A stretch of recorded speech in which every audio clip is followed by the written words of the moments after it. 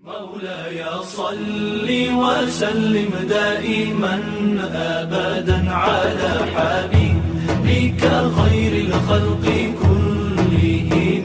مولاي صل وسلم دائما أبدا على حبيبك.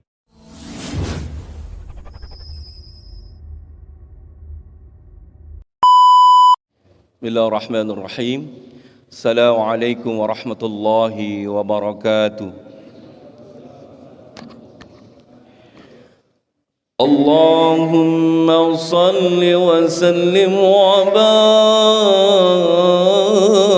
barik alaihi wa ala alihi.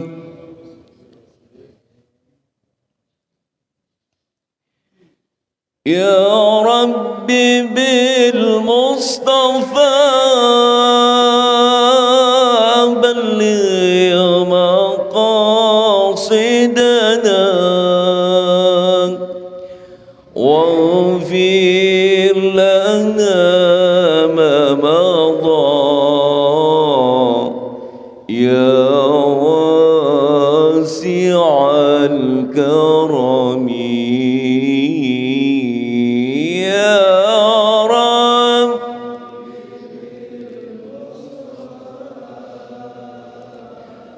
بلغ مقاصدنا واغفر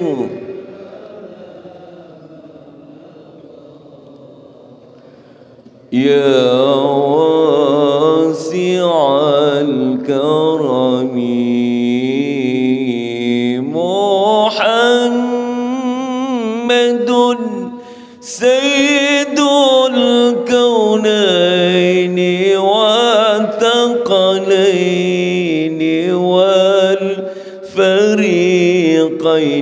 من عرب ومن عجم يا رب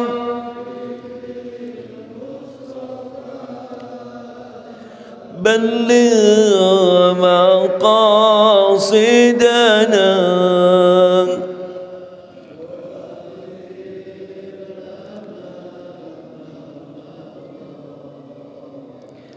يا واسع الكرم.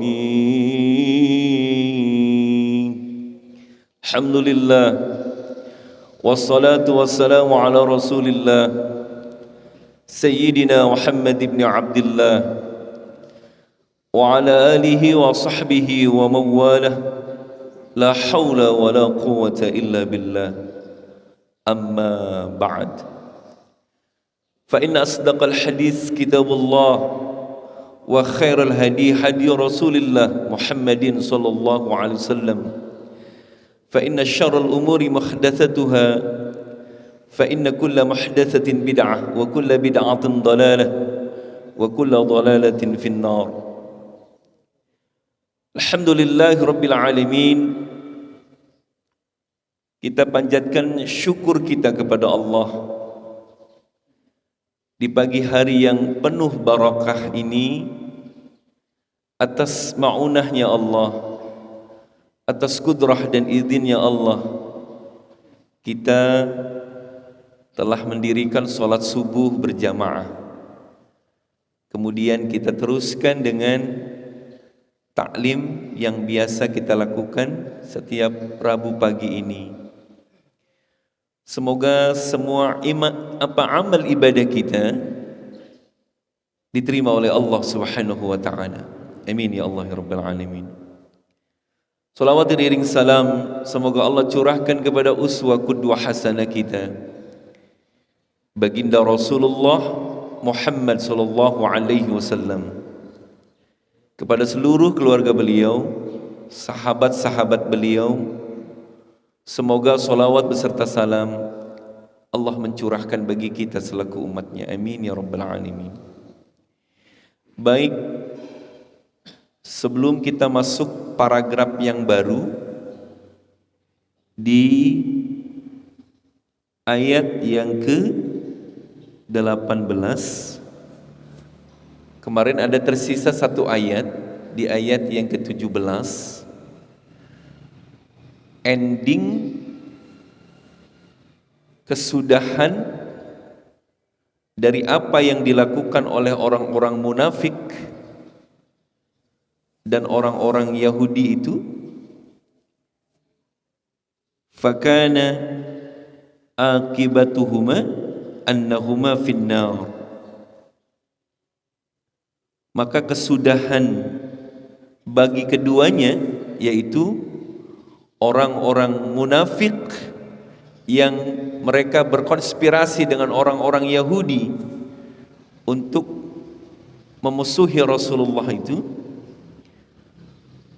annahuma, bahwasanya keduanya itu fi nari khalidina fiha, mereka berada di dalam neraka abadi selama-lamanya di dalam neraka itu. Wa dzalika jazaa'uz zalimin, yang demikian itu balasan bagi orang-orang yang berbuat zalim. Baik.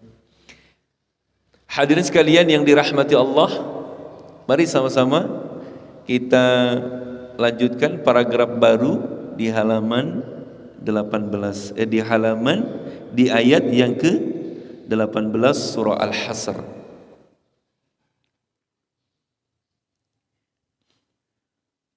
A'udzu billahi minasy syaithanir rajim.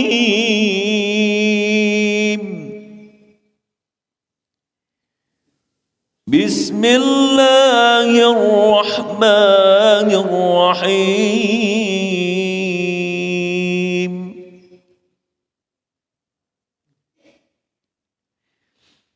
Ya ayyuhalladzina amanu taqullaha wal tanzur nafsum ma qaddamat lighad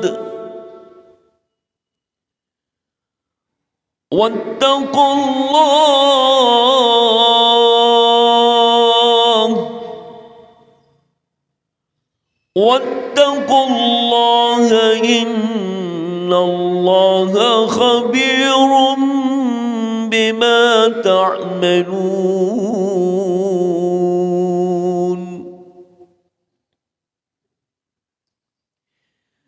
ولا تكونوا كالذين نسوا الله فأنساهم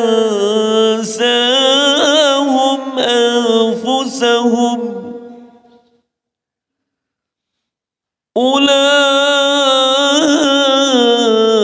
أولئك هم الفاسقون.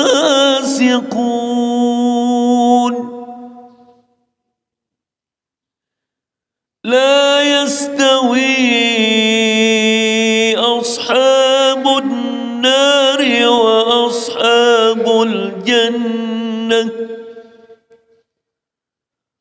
أصحاب الجنة هم الفائزون.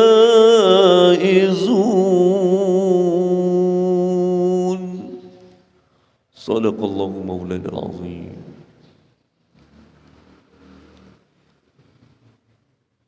Ya ayyuhalladzina amanu, wahai orang-orang yang beriman,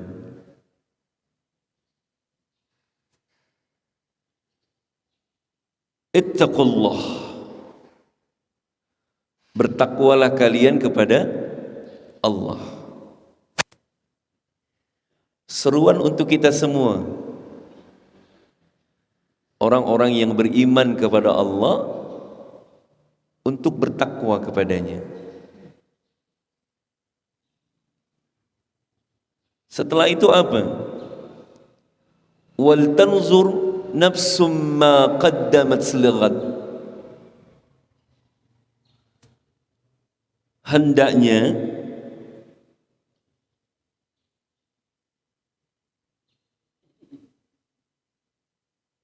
setiap jiwa itu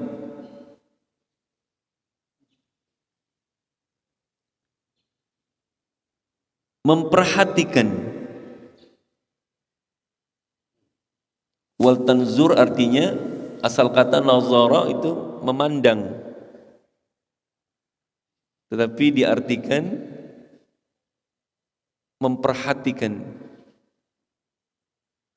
Hendaknya setiap person, setiap individu, setiap kita memperhatikan. Apa yang harus kita perhatikan? Sesuatu qaddamat, yang sudah diperbuat, yang sudah dilakukan oleh diri kita. Jadi seruan bagi orang-orang yang beriman untuk bertakwa kepada Allah Subhanahu wa taala. Setelah itu kita diperintahkan, setiap kita, untuk memperhatikan apa yang sudah kita perbuat, apa yang sudah kita lakukan.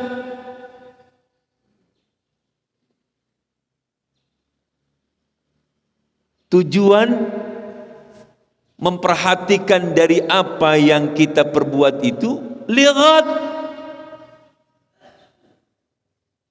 untuk masa depan kita. Jadi kalau bahasa bebasnya begini, dari sekian lama waktu yang kita pergunakan, amal saleh apakah? Perbuatan baik apakah yang pernah kalian lakukan untuk masa depan kalian? Ayat ini adalah ayat muhasabah. Ayat yang mengajak kita untuk mengintrospeksi diri. Jadi orang-orang beriman itu bukan selalu memikirkan nanti seperti apa, tetapi juga apa yang sudah aku perbuat itu selalu dievaluasi.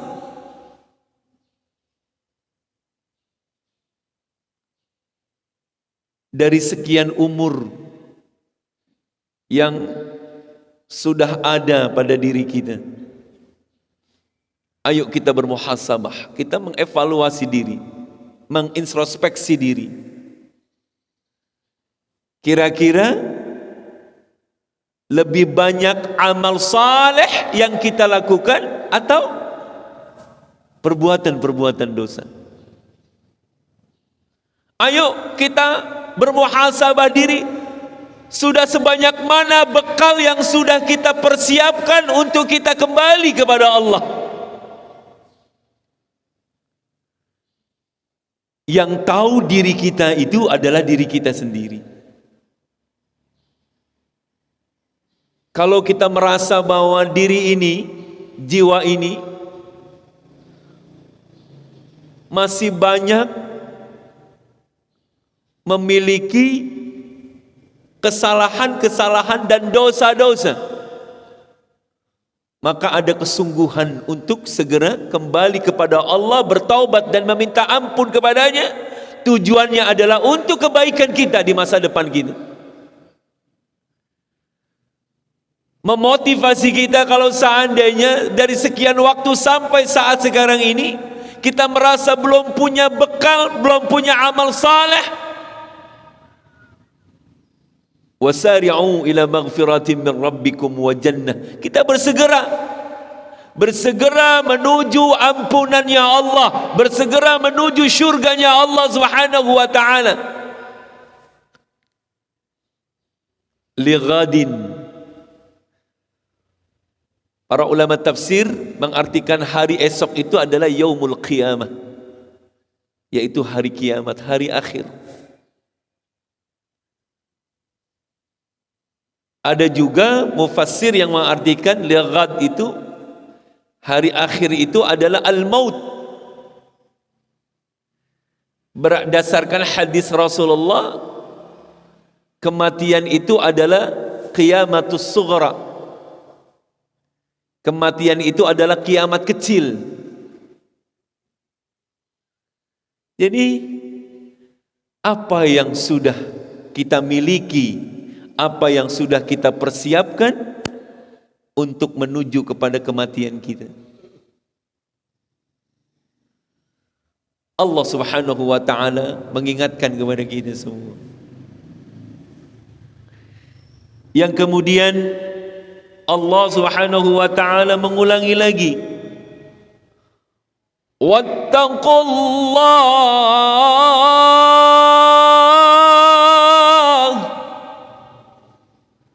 hendaknya kalian bertakwa kepada Allah. Ada pengulangan kata wattaqullah. Yang pertama, ya ayyuhalladzina amanu taqullah. Kemudian Allah mengulangi lagi wattaqullah. Para mufassirin mengartikan ini adalah litaukid. Allah ingin mempertegas, menyampaikan pesan dengan penuh kesungguhan. Bertakwalah kalian kepada Allah. Kenapa Allah ulangi pesan takwa itu? Wattaqullah, wattaqullah. Karena watazawwadu fa inna khairaz zadit taqwa. Berbekallah kalian, cari bekal untuk menuju kampung akhirat kalian, untuk ligat kalian, masa depan kalian. Dan sebaik-baik bekal itu adalah takwa kepada Allah Subhanahu wa ta'ala. Itulah alasannya Allah mengulangi kata takwa. Ada ulama yang menerjemahkan pengulangan kata takwa itu pertama, perintah takwa di dalam menjalankan segala perintah-perintah Allah. Yang kedua, takwa di dalam meninggalkan larangan-larangan Allah Subhanahu wa ta'ala. Inna Allaha khabirum bima ta'malun.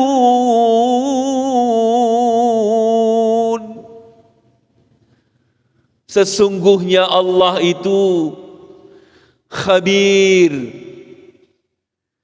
Khabir itu maha meneliti, detail. Allah itu maha meneliti apa saja yang kalian perbuat. Allah maha detail dengan apa yang pernah kita lakukan. Jadi yang mendasari takwa kita kepada Allah, kita jalankan perintah Allah, kita tinggalkan larangan-larangannya, karena kita yakin bahwa Allah itu khabir. Allah maha detail dengan apa yang kita lakukan. Makanya enggak perlu kita merasa tersinggung kalau kebaikan kita kurang direspon oleh orang. Karena kita yakin Allah maha detail. Mungkin orang itu enggak tahu, tapi Allah maha tahu dengan kebaikan yang kita lakukan.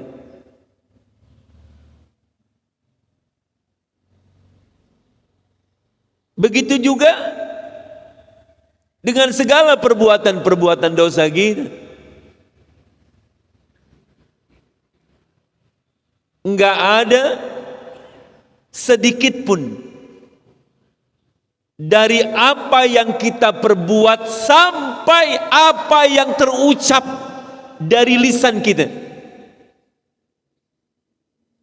Wa ma yalfazu min qaulin illa ladaihi raqibun atid. Tidak ada sesuatu yang terucap dari satu ucapan yang kita katakan kecuali sudah tercatat dalam catatan raqib atid. Itulah maha detailnya Allah. Jadi dengan kita meyakini bahwa semua apapun yang kita perbuat, jika itu perbuatan baik, Allah catat. Jika kita melakukan satu perbuatan maksiat, perbuatan dosa yang barangkali orang tidak tahu, orang nggak lihat, tapi yakinlah Allah sedang mencatat segala perbuatan-perbuatan dosa kita. Inilah yang disebut dengan taqwallah. Kita bertakwa kepada Allah. Kalau bahasa Rasulullah itu ittaqallah haitsuma kunta. Bertakwalah kalian kepada Allah dimanapun kalian berada. Jadi orang selamat itu kata Rasulullah dalam hadis beliau itu, salasun munjiat, 3 perkara yang membuat orang itu selamat. Salah satunya adalah khasyatullah bisirri wa alaniyah. Kalau ada merasa di dalam dirinya punya rasa takut kepada Allah bisirri wa alaniyah, dalam keadaan sembunyi-sembunyi, dalam keadaan terang-terangan, dalam keadaan orang banyak, dalam keadaan sendirian, orang tahu, orang nggak tahu, dia tetap takut kepada Allah Subhanahu wa ta'ala. Jadi nggak lihat-lihat situasi dulu. Wah, aman nih. Nggak ada yang tahu nih, nggak ada yang kenal nih. Jadi orang yang takwa kepada Allah itu mau orang tahu, orang nggak tahu, tetapi dia maha meyakini bahwa Allah itu maha tahu. Nah. Innallaha khabirum bima ta'malun. Sesungguhnya Allah itu maha mengetahui dengan apa yang kita lakukan. Selanjutnya ayat yang ke-19. وَلَا تَكُونُوا كَالَّذِينَ نَسُوا اللَّهَ فَأَنسَاهُمْ أَنفُسَهُمْ. Dan janganlah antum takunun, asalnya begitu, janganlah kalian menjadi kalladzi, seperti nasullaha, orang-orang yang melupakan Allah. Ini ayat ini mengingatkan kepada kita bahayanya orang yang lupa sama Allah. Kalau orang sudah melupakan Allah, apa yang terjadi?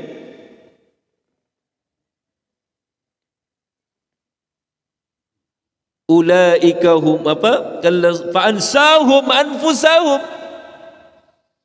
Orang yang lupa kepada Allah, maka Allah pun akan menjadikan dirinya itu lupa kepada diri mereka sendiri. Begini, Pak. Orang kalau sudah jauh dari Allah, orang kalau enggak punya iman, orang kalau sudah tidak punya lagi sifat takwa di dalam dirinya,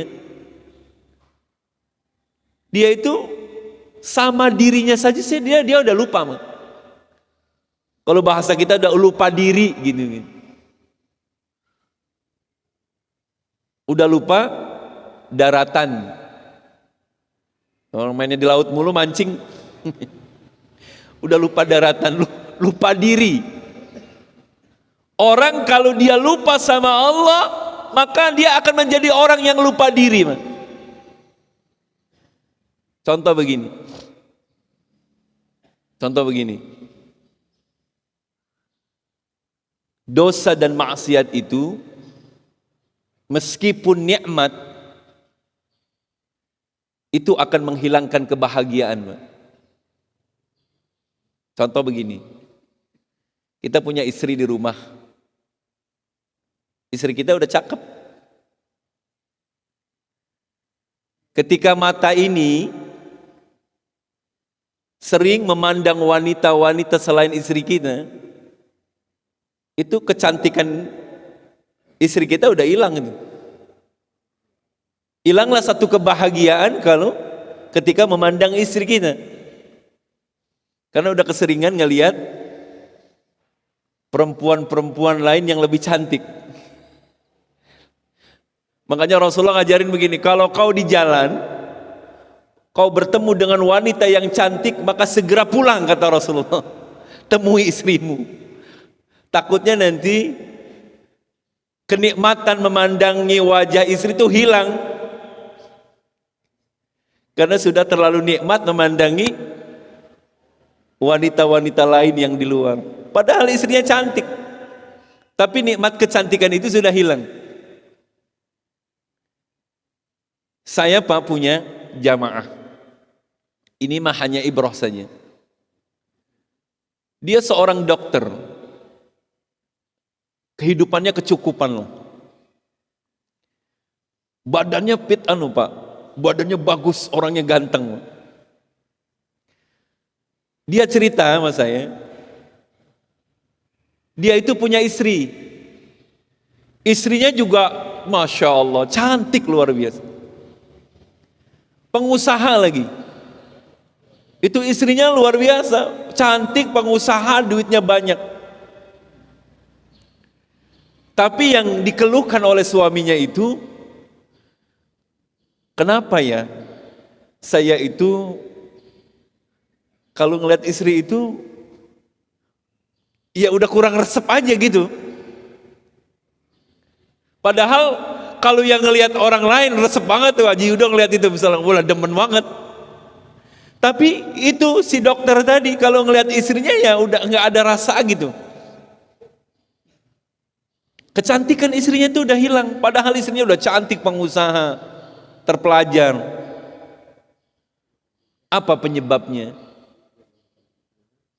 Salah satu penyebabnya karena dia itu sering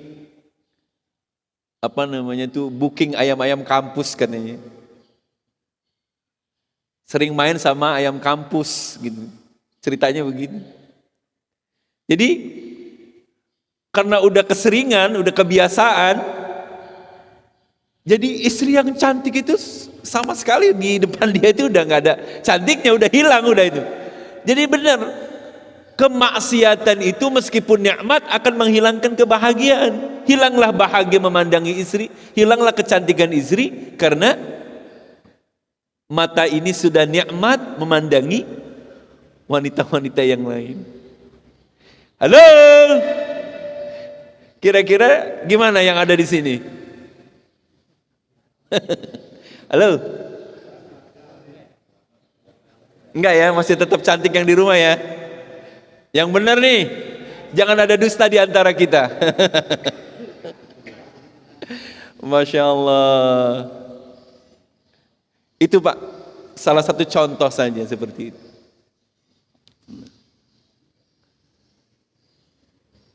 Jadi kalau orang lupa kepada Allah, maka Allah pun melupakan orang itu. Allah jadikan lupa kepada dirinya sendiri. Ulaika humul fasiqun.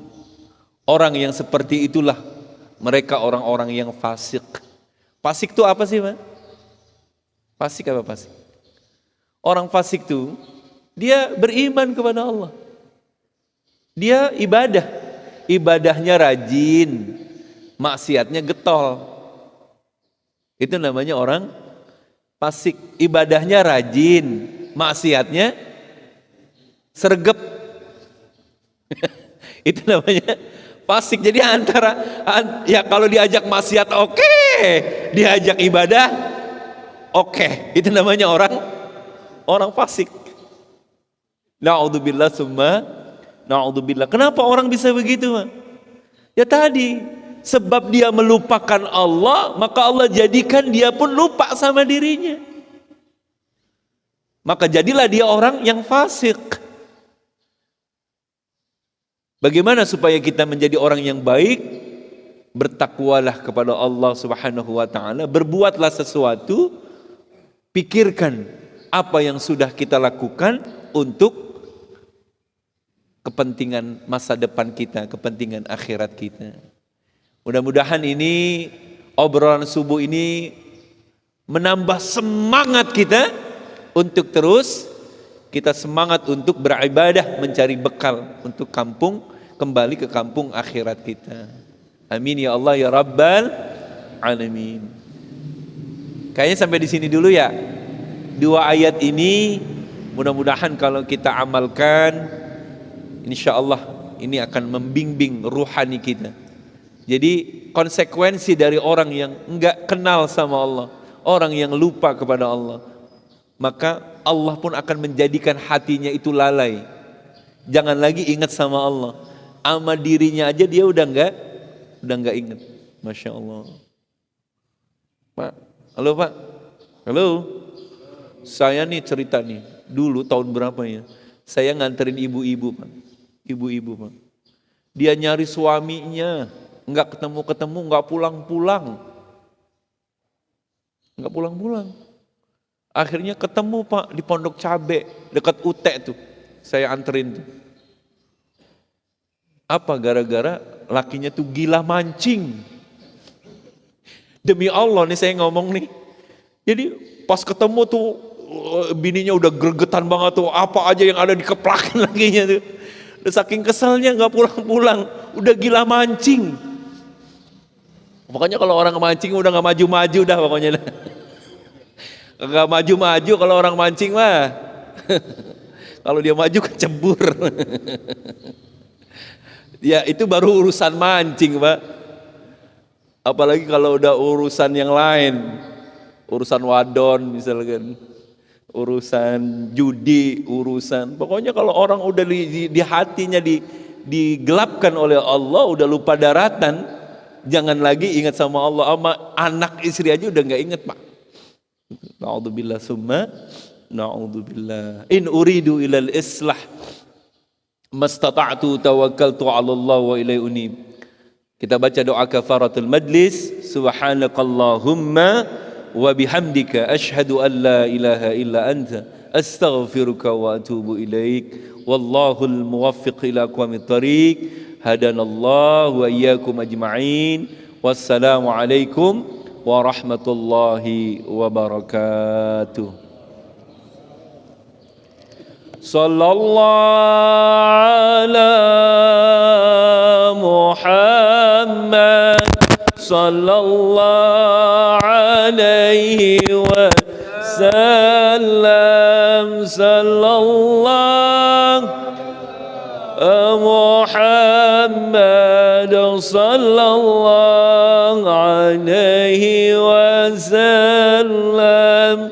Sallallahu ala Muhammad sallallahu alaihi wasallam. Sallallahu Muhammad sallallahu alaihi wasallam. Sallallahu Muhammad sallallahu wasallam. Sallallahu ala Muhammad sallallahu alaihi wasallam. Sallallahu Muhammad sallallahu alaihi wasallam.